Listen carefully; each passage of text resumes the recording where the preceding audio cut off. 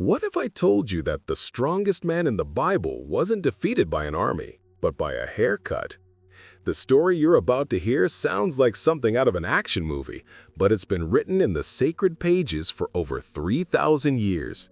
Get ready to discover how a man capable of killing 1,000 soldiers with nothing but a donkey's jawbone ended up imprisoned, blind, and humiliated, all because of a betrayal he never saw coming. Samson wasn't an ordinary hero. He was born with a divine purpose, blessed with a supernatural strength no mortal could truly understand. His bare hands were deadlier than the swords of the most skilled warriors. But behind that overwhelming power, there was a man with devastating weaknesses. And it was exactly this combination of divine power and human flaws that made his story so unforgettable. Before we begin, you need to understand one thing. Samson lived during a time when Israel had been under Philistine rule for 40 years. His people were oppressed, without freedom, without hope. And in that moment of despair, God chose to raise a deliverer. But he didn't choose a king, a priest, or a prophet.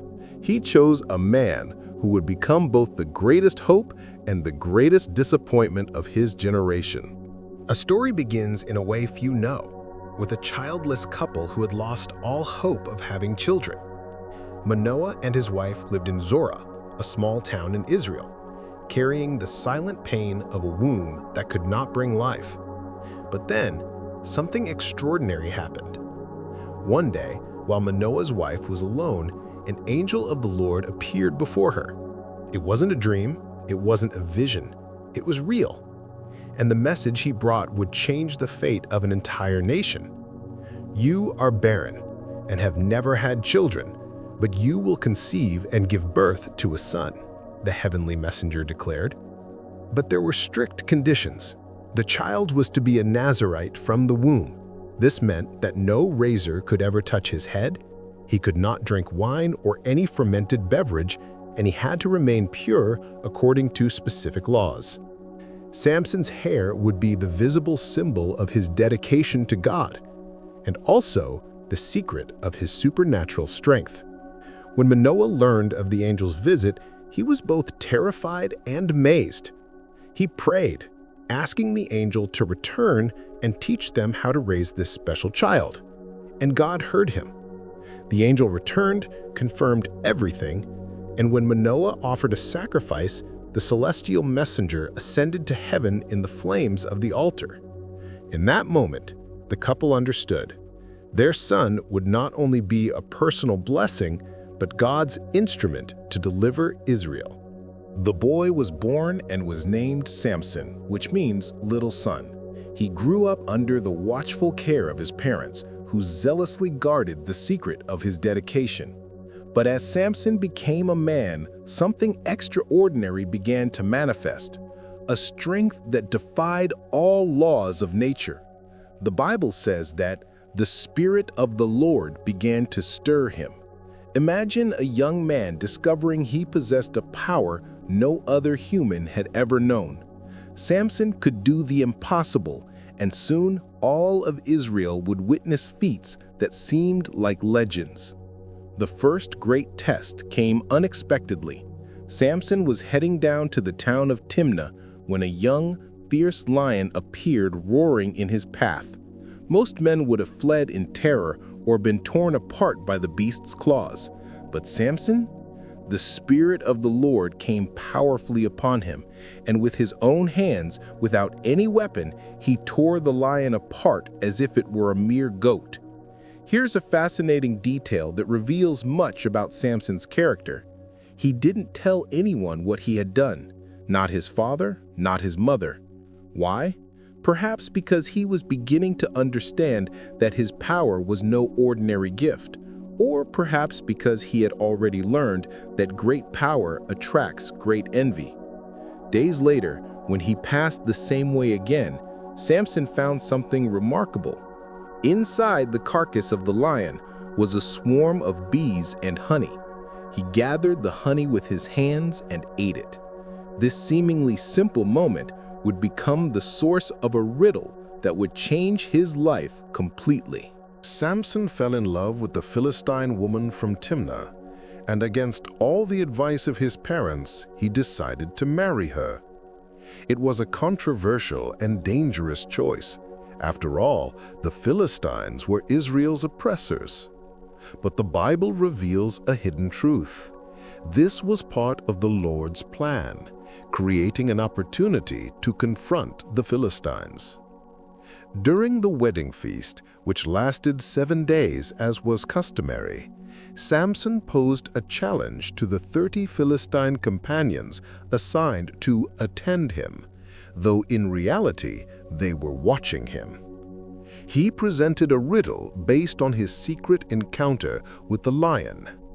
Out of the eater came something to eat, and out of the strong came something sweet. If they could solve it within 7 days, Samson would give 30 linen garments and 30 sets of clothes. If they failed, they would owe him the same. The Philistines were desperate.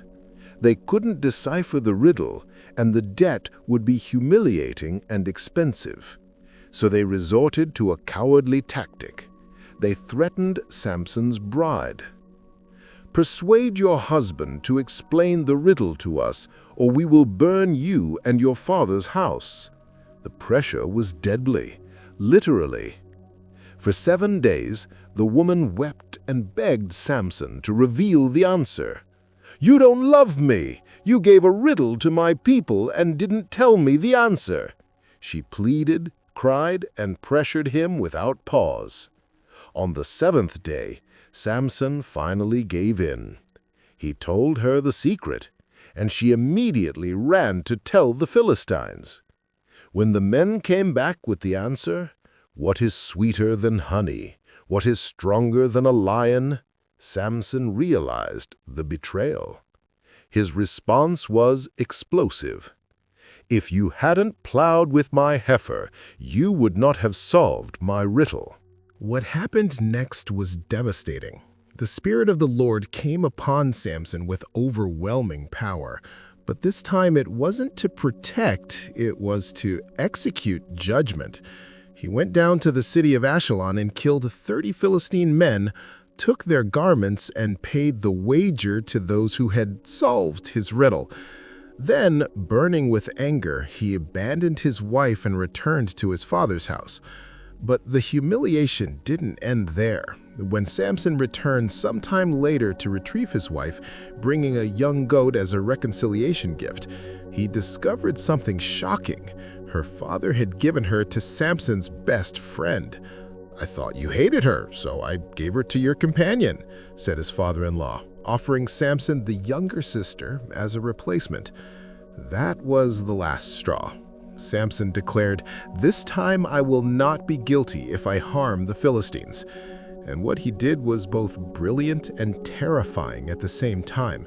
He captured 300 foxes, tied them tail to tail in pairs, placed burning torches between each pair of tails, and released them into the Philistine fields. The fire consumed not only the wheat crops, but also the vineyards and olive groves. The foundation of the Philistine economy was destroyed in a single night. The Philistines, furious over the loss, sought revenge, but not against Samson, against his ex-wife and her father. They burned them both alive.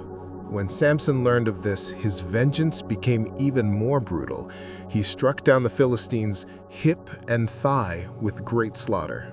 After the massacre, Samson took refuge in a cave on the rock of Edom. But the Philistines would not let it go. They gathered an entire army and invaded Judah, camping near the town of Lehi. The message was clear. They wanted Samson, and they were willing to make all of Israel pay for him. The men of Judah were terrified. 3,000 of them went down to the cave where Samson was hiding. And here comes one of the saddest parts of the story. The very people Samson was meant to deliver, the Israelites themselves, came to tie him up and hand him over to the Philistines. "Don't you know the Philistines rule over us? What have you done to us?" they cried in fear. Samson made only one request: "Swear that you yourselves will not kill me." They swore. They bound him with 2 new ropes and took him to the Philistines. When the enemy army saw him tied up, they shouted for joy. Finally, they would have their revenge on the man who had humiliated their nation. But then, the Spirit of the Lord came upon Samson with power. The ropes on his arms became like burned flax, melting away as if they were nothing. There, unarmed in the middle of an enemy army, Samson found a fresh donkey's jawbone on the ground, not yet dried by the sun. He grabbed it and began a massacre that would go down in history. 1,000 men. Samson killed 1,000 armed Philistine soldiers using only an animal's jawbone. The Bible records that he even composed a celebratory song. "With the donkey's jawbone I have made heaps of them. With the donkey's jawbone I have struck down 1,000 men." The battlefield was covered with bodies, and Samson remained victorious but exhausted. After that impossible victory, Samson was extremely thirsty. He cried out to the Lord, "You have given this great victory through your servant, and now I will die of thirst and fall into the hands of the uncircumcised?" God heard his plea and split a hollow in the rock at Lehi, from which water gushed forth. Samson drank, regained his strength, and that place became known as En-Hakkore, the spring of the one who cried out. After this episode, Samson became judge of Israel for 20 years. His fame spread across the land. The Philistines feared him, but they also grew to hate him intensely. He was a force of nature they could neither control nor defeat. But there was something few noticed. While Samson was invincible on the battlefield, he had a fatal weakness: women. On one occasion, Samson went to the Philistine city of Gaza and entered the house of a prostitute. When the inhabitants of Gaza discovered this, they were ecstatic. They silently surrounded the place and waited by the city gate all night, planning to kill him at dawn. "At daybreak, we will strike him down," they said confidently. But Samson was no ordinary man. At midnight, when everyone thought he was asleep, he rose, went to the city gate, a massive gate made of wood and metal, and simply tore the doors, the posts, and the bar right off. He lifted the entire gate onto his shoulders and carried it to the top of a hill facing Hebron, a distance of over 60 kilometers. Imagine the scene, the guards waking at dawn only to discover that not only had Samson escaped, but he had also carried the entire city gate on his shoulders.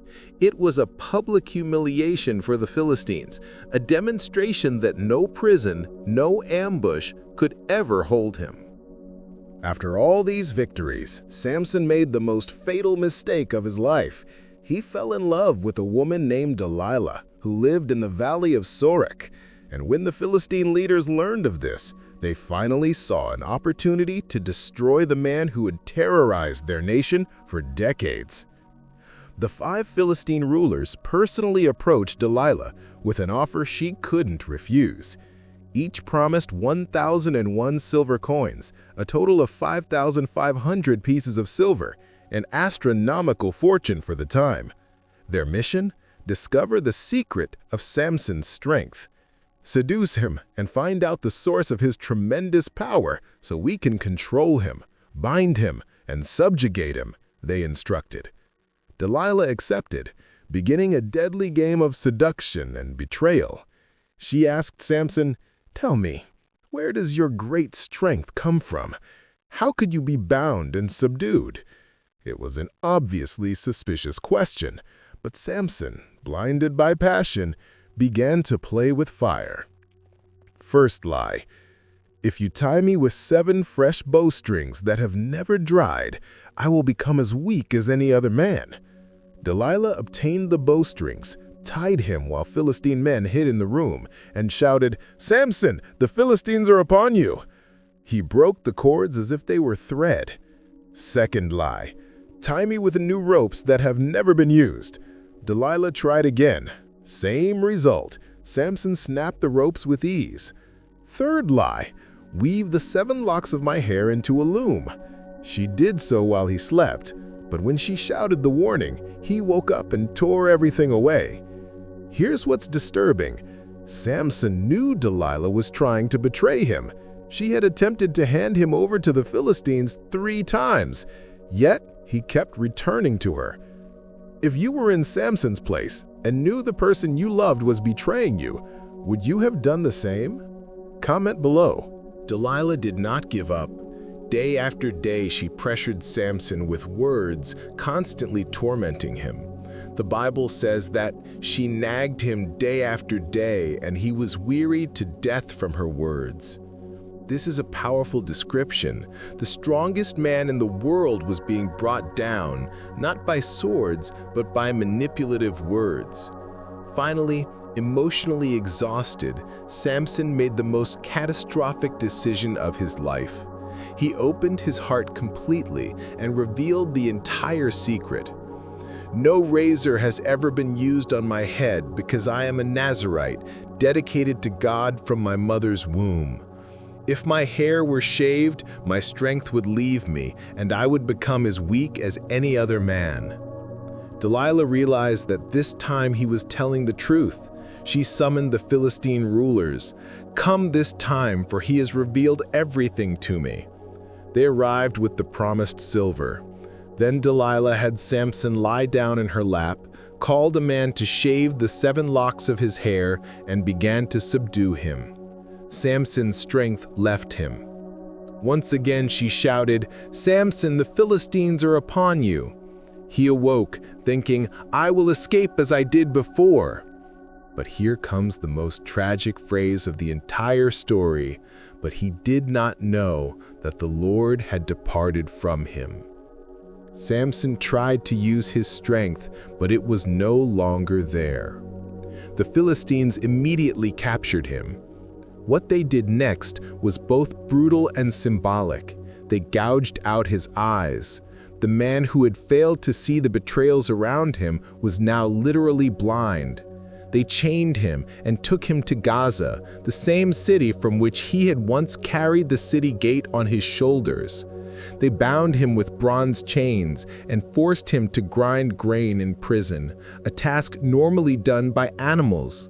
The deliverer of Israel had become a blind and humiliated slave. But Samson's story does not end in defeat. The Philistines gathered to offer a great sacrifice to their god Dagon, celebrating the capture of their greatest enemy. Thousands filled the temple. The Bible mentions about 3,000 people even on the roof. They brought Samson out to mock him, to turn him into public entertainment. There he was, blind, chained, humiliated before his enemies. But there was one detail the Philistines did not notice. Samson's hair had begun to grow back during his time in prison, and with his hair came the possibility of restoration. Samson asked the servant who guided him, "Place me where I can touch the pillars that support the temple so I may lean on them." Then, in the midst of mockery and laughter, Samson offered his final prayer. "O sovereign Lord, remember me. O God, please strengthen me just this one last time and let me take vengeance on the Philistines for my 2 eyes." With his hands on the 2 central pillars of the temple, Samson shouted, "Let me die with the Philistines." And he pushed with all the strength God had restored to him.